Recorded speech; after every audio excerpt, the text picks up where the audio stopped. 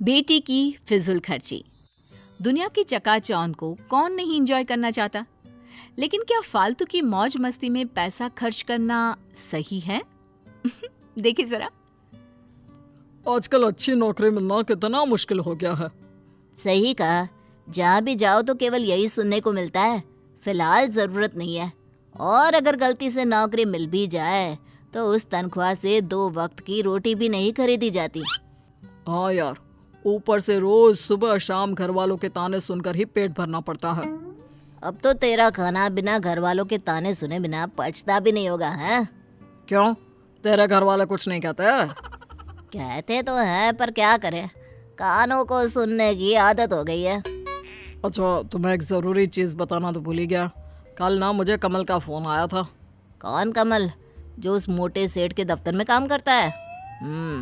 उसने बताया कि उसकी फैक्ट्री में कुछ काम है, उसे आदमियों की ज़रूरत है और तनख्वाह भी अच्छी है, तो चलते हैं क्या? अरे वाह, पूरे दिन भर में अब कोई अच्छी खबर जाकर मिली है। अगर मैं अपने घर वालों को बताऊंगा तो वो लोग खुशी से झूम उठेंगे।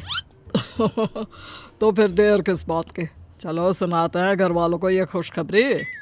थोड़े दिन बाद दोनों फैक्ट्री में जाकर काम करने लगते हैं और उनको वो काम अच्छा लगता है। शहर की बात ही अलग है। ये चमचमाती हुई सड़कें, गाड़ियों का शोर, आंखें खोल देने वाले नज़ारे। शहर की इसी चकाचौंध में लोग अक्सर फंस जाते हैं मेरे दोस्त, तुम ये मत करना। क्यों, शहरों में क्या खराबी है?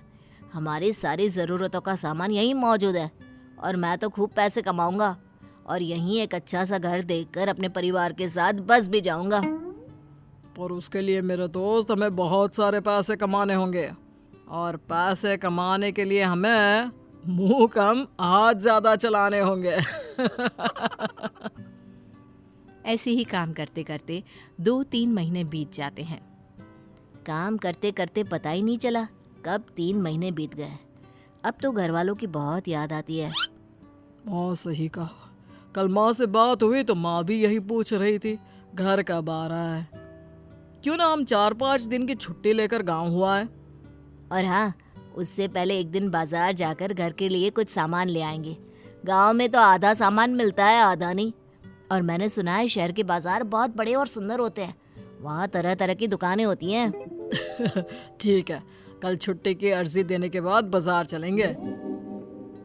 अगले दिन बाजार में, अरे वो देखो, कितनी सारी दुकानें हैं, कितना सामान, कितनी बड़ी बड़ी दुकानें।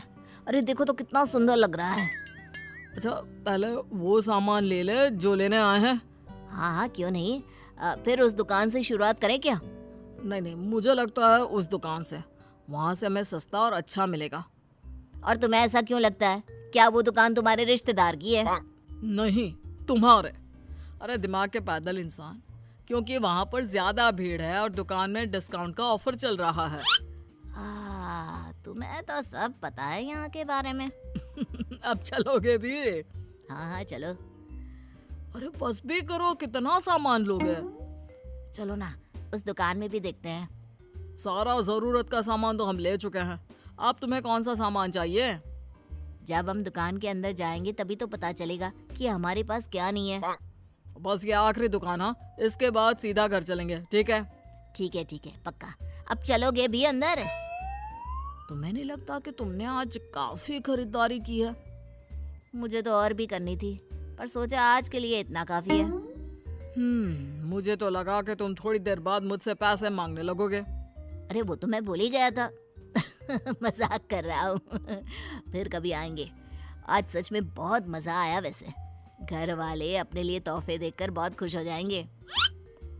खरीदारी तो हो गई भाई, अब पेट में चूहे दौड़ रहे हैं, चलो कुछ खा लेते हैं।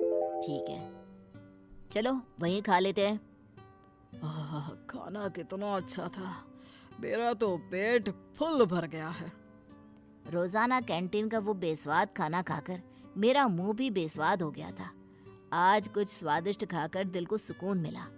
रोज ऐसा खाने को मिले, आहा क्या मजा आ जाए। कैंटीन का खाना तो ठीक ही होता है, हाँ आज का खाना उससे ज्यादा स्वादिष्ट था, मानना पड़ेगा। उस दिन से सुरेश कई बार बाजार जाता खरीदारी के लिए और साथ साथ बाहर से ही खाना खाकर आता। सुरेश, तू कल शाम को कैंटीन में खाने को नहीं आया। मैंने बहुत देर तक तेरा इंतजार किया। फिर किसी ने कहा कि तू बाजार गया है। अभी कुछ दिन पहले ही तो तू बाजार गया था, कल फिर से क्यों गया?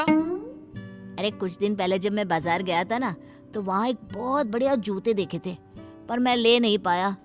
और अब जब तनख्वाह आ गई तो कल ही मैंने वो जूते खरीद लिए। देख, आज मैं पहन कर भी आया हूँ।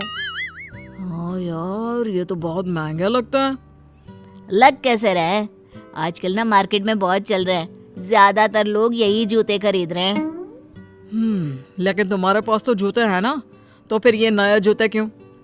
अरे क्योंकि ये आजकल ट्रेंड में चल रहा है। छोड़ो, तुम नहीं समझोगे।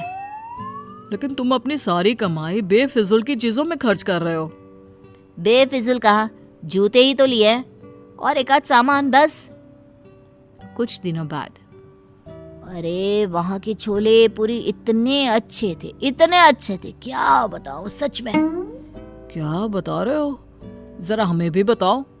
कल ना मैं बाजार गया हुआ था, वहाँ मैंने छोले पूरे खाई, बहुत ज्यादा स्वादिष्ट थे।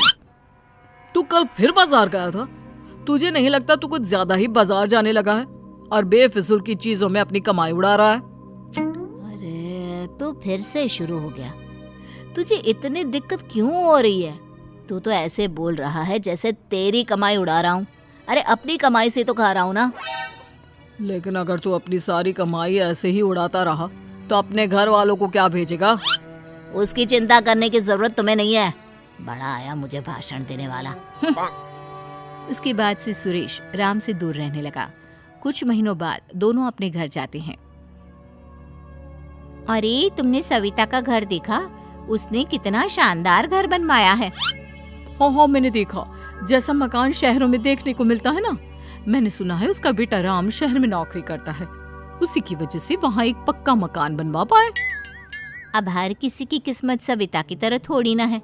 इतना मेहनती बेटा, नहीं तो काम तो सुरेश भी वही करता है, पर क्या करे, उसने अपनी सारी कमाई फिजूल की चीजों में खर्च कर दी। दूर से सुरेश सब बातें सुन रहा होता है। काश मैंने तब राम की बात मान ली होती तो आज ये सब सुनना नहीं पड़ता।